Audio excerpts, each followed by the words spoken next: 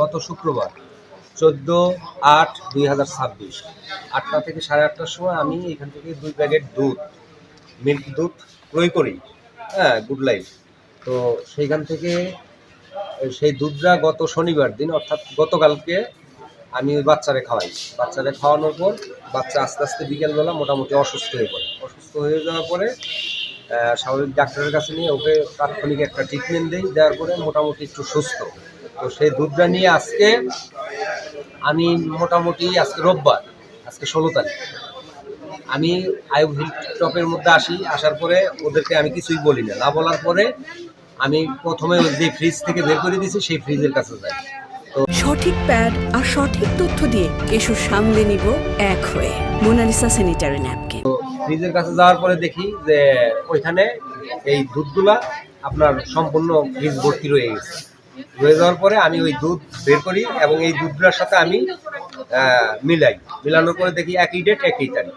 পরবর্তীতে আমি আপনার দোকানের যে ম্যানেজার আছে, তারপর আপনার আছে সেলসম্যান আছে, তাদেরকে আমি ডাকার পরে ওদেরকে আমি বললাম যে আজকে এই যে আপনারা যে বাচ্চাদের খাবার জিনিস যে এগুলো যে বিক্রি করতেছেন আর এই ডেট ফেল মাল, আর আমার বাচ্চাটা তো অসুস্থ হয়ে গেছে, এখন আপনাদের সাথে আমার কি করা উচিত, আমি কি করতে পারি? আর বাচ্চাটা যে অসুস্থ হয়ে গেল, তো ঠিক আছে আপনারা থাকেন, আমি বিষয়টা দেখতেছি। ওই মুহূর্তে তারা ফ্রিজ থেকে দুধগুলা বের করে অন্য জায়গায় সরাই রাখতে গেছে। পরে আমি ভিডিও করে রাখছি। পরে আমি আবার এই সাংবাদিকদের সাথে সাথে আমি ফোন দিই এবং থানায় যাই। থানায় যে সেকেন্ড অফিসার এবং ওইখানে তদন্ত ওসি যে ছিল ওনার কাছে আমি কমপ্লেন করার পরে উনি আমাকে বললো সরাসরি ভোক্তা অধিকারের ইয়েতে যাই এসে কমপ্লেন করার জন্য। পরে যাই হোক ওইখানে আমি যাইতে পারিনি। না যাওয়ার পরে এখানে সাংবাদিকদের কাছে বলার পরে ওরা এই ভোক্তা অধিকার ইয়েতে ফোন দেওয়ার পরে সাথে সাথে ওরা আসার পরে তাদের পদক্ষেপ নিয়ে এখন তাদের জরিমানা। তো আমার কথা হচ্ছিল আইয়ুব হিল টপসে এখানে আমরা ভালো কিছু পাওয়ার জন্য আসি, ভালো সেবা নেওয়ার জন্য। তাহলে সেটা যদি সাধারণ পাবলিক যদি এইখান থেকে যদি অসুস্থ হয়ে যায় বা কোনো কারণে যদি ক্ষতি হয়ে যায়, তাহলে আমি কি করতে পারি?